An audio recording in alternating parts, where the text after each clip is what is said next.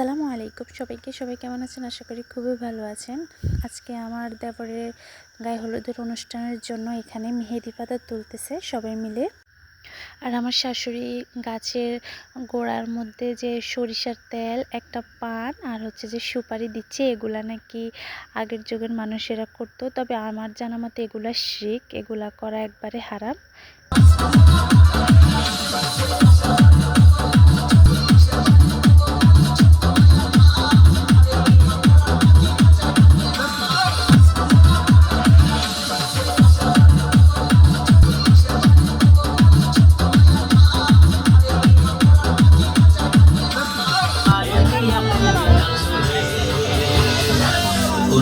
বধু সাইজা বধু সাইজাছে